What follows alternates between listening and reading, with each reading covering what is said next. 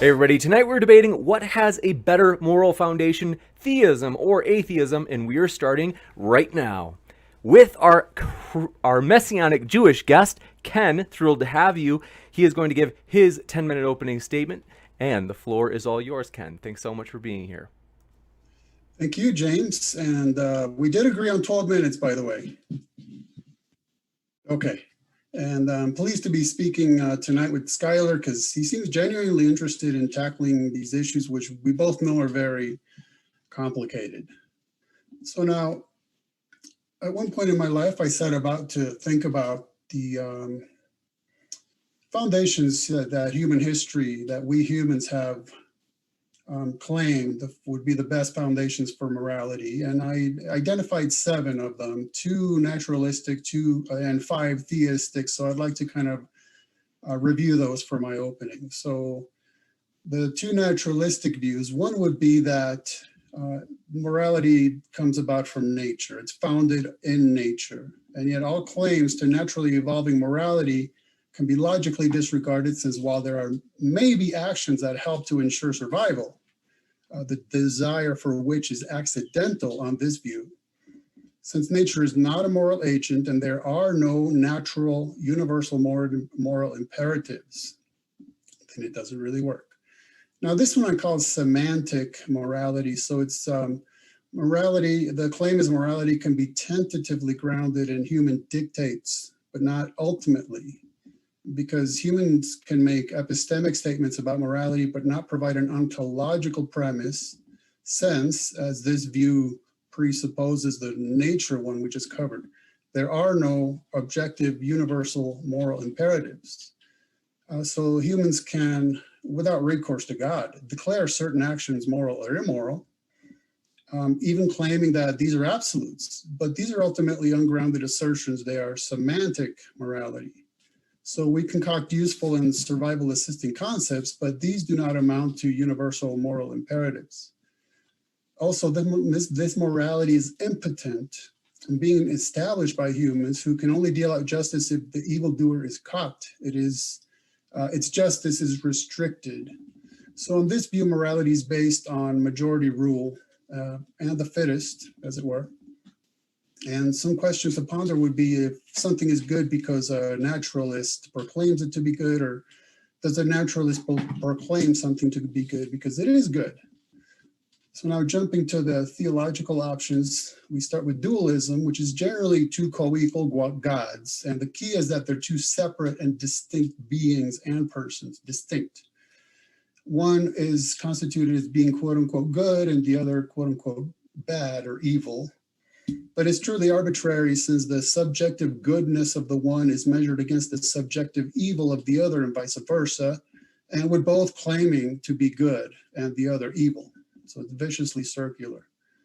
Then there's strict monotheism. So what's envisaged is one single being, eternal being, one person, perfectly united, not in the least bit divided. And being alone in eternity, relationship is not a part of its nature, character, or being. So when this God creates beings, it does not seek personal relationships with them, but arbitrarily concocts morals for them. Such a God is capricious, as it is not bound by relationship. And since morality is not intrinsic to its nature, moral actions by this God are not guaranteed. Then we come to pantheons, polytheism, and henotheism. These are things that have been conceived by 1 or 2 previously existing gods. Now, whether the many gods are eternal or created by others, they enjoy relationships with each other. Yet being distinct beings and persons, they are not famous for conducting moral relationships with each other, but are infamous for quarreling. On this view, the ancient gods somehow established a moral law, which is then external to the subsequent gods, and is a law to which these gods are subservient. Since they could enjoy relationships with other paranormal beings, they're not generally interested in relationships with humans. They consider humans to be playthings, right? They manipulate our faiths or take human form and fornicate with us. But there's little, if anything, in the way of ethical relationships.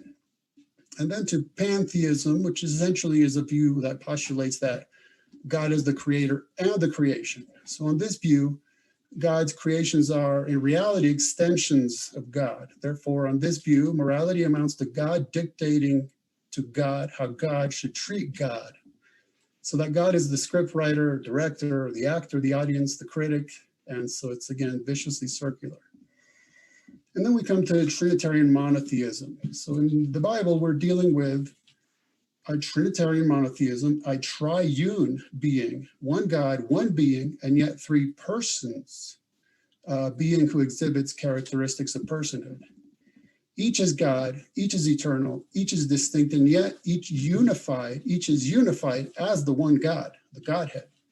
One co-eternal, co-existing, co-equal being consisting of three persons. So this God is not alone in eternity, is not in relationship to separate eternal beings, and is in relationship to separate persons.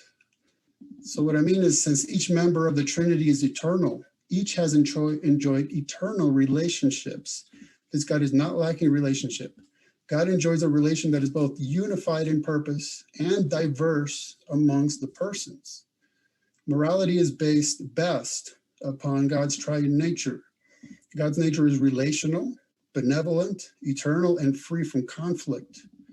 God enjoys relationships and encourages his creation to enjoy likewise relationships. Life consists of enjoying relationships with humans grounded upon the enjoyment of an eternal relationship with God. And so the point being that so that morality or ethics, and that's something we might have to discuss, is the distinction, ultimately proceeds forth from God's very nature and essence, because God is an eternally relational being, and that ethic, his being, is free from conflict because God is one, and yet it is truly a diverse and interactive relationship because it's enjoyed among the three persons of the Trinity. So thus, the triune God neither adheres to external nor constructs arbitrary ethics, since they are an aspect of his very nature. And with that, I turn it over to you, Skylar. Thank you very much. We will jump over to Skylar's opening as well. And so, with that, indeed, Skylar, the floor is all yours. Yeah, thank you once again for having me on, James. This is fantastic. So let's, the title of today is Theism versus Atheism, which has a better moral foundation. Obviously,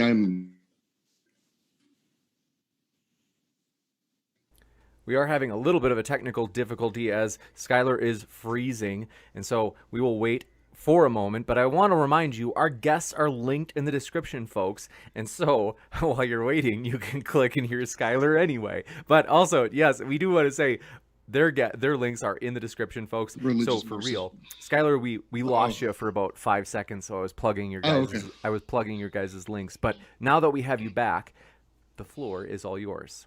Sorry, hopefully it'll be all right. Okay, so when we're talking about morality, really, what the distinction between Ken and I are going to be discussing tonight is basically God made up morality, is what I like to refer to it. Morality you get from the Bible, the Quran, the Torah, other different religious sects, and compared to what we as human beings, what we create, right? My only basic argument is that we as humans, we create moral systems, right? These moral systems are subjective, based on emotions, opinions, empathy. Everything is connected by your emotions.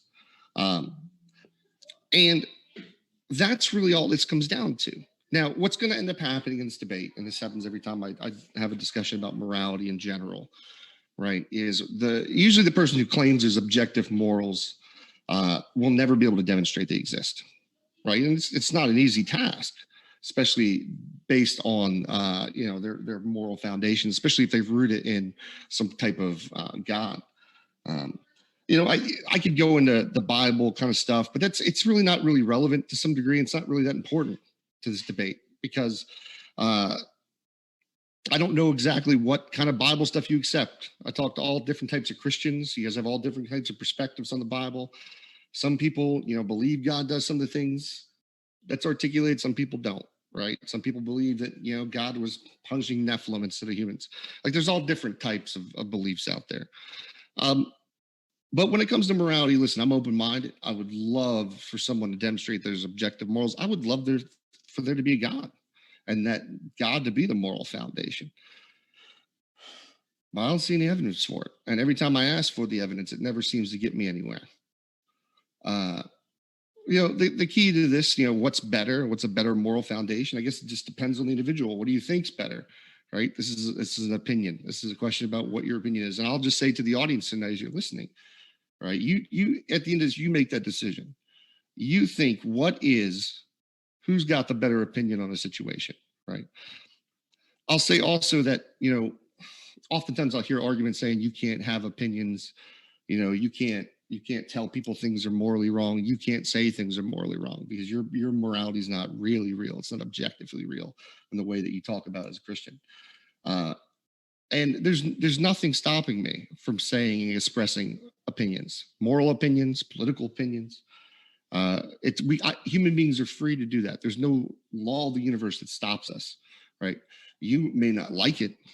There may be this part of you that's like, oh, that seems hypocritical since morals aren't real, and somebody else might like this or might think this is moral and you don't. You can still express them. In fact, that's what we do in a society, because in a society, we make legal systems based on our morality, the rules that we most want to live by based on our personal moral preferences. But I think that's enough. I really more enjoyed the discussion parts of this. I didn't really write much for here, so we can